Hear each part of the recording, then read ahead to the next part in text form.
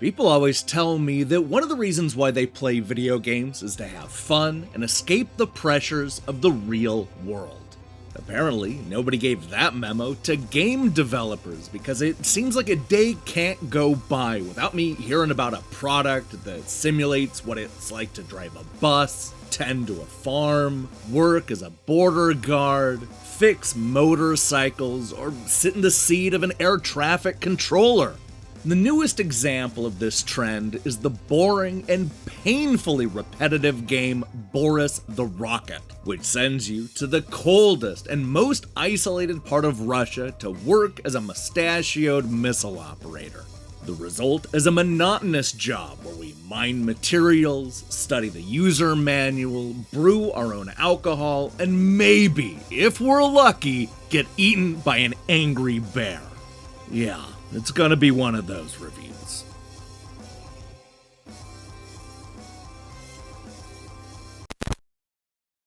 If you're wondering what kind of person would want to work all by themselves at a Soviet missile base during the height of the Cold War, then so is Boris.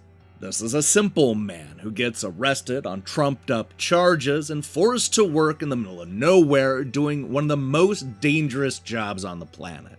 Just like us, he doesn't want to be there and hates his repetitive job, but what's the alternative? It's too cold to escape, and the alternative to loading missiles is infinitely worse. This sets up a promising puzzle game that is all about time management and attention to detail. Boris is tasked with monitoring the skies for incoming missiles and then following the guide to figure out how to shoot them down. This usually means turning a bunch of dials, pushing a couple of buttons, and keeping track of the color, speed, location, and other small details. While all this is going on, our Russian hero will also need to brave the cold weather outside to collect materials and resupply the base with missiles. He'll only have a few minutes to do all of this, so every day turns into a race against the clock to grab the materials, upgrade the equipment, and save the motherland from incoming missiles. What makes this job so frustrating is the complicated rule book. It starts out simple enough. We're taught that red missiles can only be destroyed with homing ammo, while the blue missiles will require the ECM finder to be clicked on. However, before long, Boris will need to pay attention to the distance of the missile, fill up the ammo with coolant, track the speed, dial in the radio frequency, and even differentiate between conic and parabolic noses. And did I mention that some missiles don't even need to be shot down at all? This is a game about memorizing the rules and keeping track of the small details while under an enormous amount of pressure. It's a high-tension juggling act where dropping a ball means that everybody dies in a massive explosion. Now, when he's not loading and dialing in the missiles, Boris spends most of his time braving the frigid climate outside in order to pick up materials and rearm the supply. The materials can also be used to construct a massive ballistic missile, as well as upgrade every aspect of the bunker. The trick is that you only have enough time to collect material once or maybe twice per day, so you'll really need to be speedy to get back to the bunker in order to take care of the incoming missiles. You also don't want to spend too much time outside, as not only will Boris freeze to death after just a couple of minutes, but there's also a bear roaming around the base just looking for fresh meat. On top of arming missiles, restocking the supply, and mining for materials, there are also a number of side quests that Boris will need to fit into his busy schedule. Sometimes it's just as simple as digging through the right filing cabinet or solving a simple 4-letter puzzle, while other times you'll need to thoroughly investigate the icy world outside the bunker.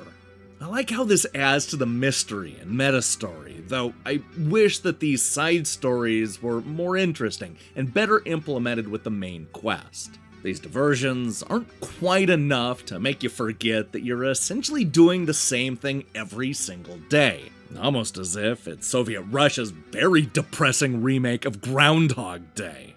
Like I said, this is an incredibly repetitive game.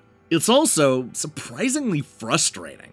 It's one thing to load up the player with a ton of rules and guidelines, but I wish the game was better at telling me exactly what it wants. Boris the Rocket has a guide that feels incomplete at best. Some of the late game rules are so obtuse that I had to scour the internet just to know what I was supposed to do. And even then, I still had to trial and error my way through some of the days.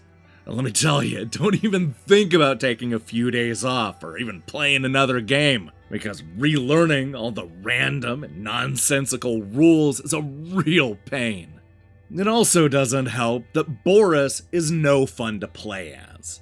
He's a lumbering figure who can barely walk through the bunker and slows down to a crawl every time he puts on a coat. Simple things like picking up items and shutting doors can be a nightmare, especially when you're in a hurry to get out of the damn cold. The game is probably at its worst when you're trying to push buttons and rotate dials. You'll need to first interact with the knob or flipper by holding the shoulder trigger, only to then rotate the dial by pressing left or right on the analog stick. The problem is that half the time I would lose connection with the knob I'm trying to interact with, which meant that I had to rotate my head back towards the object, perfectly line up the cursor, and then hold the shoulder button again. This is not the way this type of game should play. You'll be poking, turning, and flipping the various bits of the control panel multiple times throughout the day, so there's no excuse for the gameplay to be this unruly. And then there's the presentation. In case you haven't noticed, this is an ugly game where you see the same parts of the bunker day in and day out. Sure, the outside area is slightly more interesting, but it's small and fenced in. You'll quickly tire of seeing the same desk, sign, coat hanger, stairs, and yeah, even that bear. The combination of repetition and isolation started to get to me after a while, and I never shook the crushing feeling that the whole thing is ultimately pointless. The only upside is that at least I can quit this crummy job at any time, unlike Boris, who is destined to relive the same day over and over and over. That's no way to live.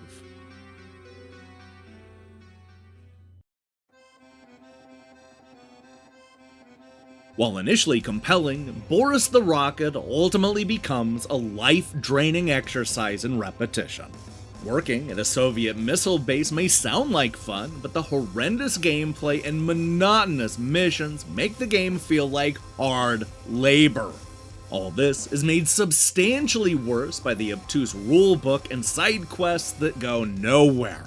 There's a fun game buried deep in the Siberian snow, but I'd rather get eaten by a bear than spend another day shooting down missiles.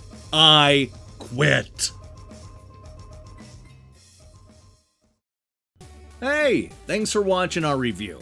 If you liked what you saw here, then you should know that we post new reviews and features almost every day. Now, here's the question I have for you. What would be the worst job to simulate in a video game?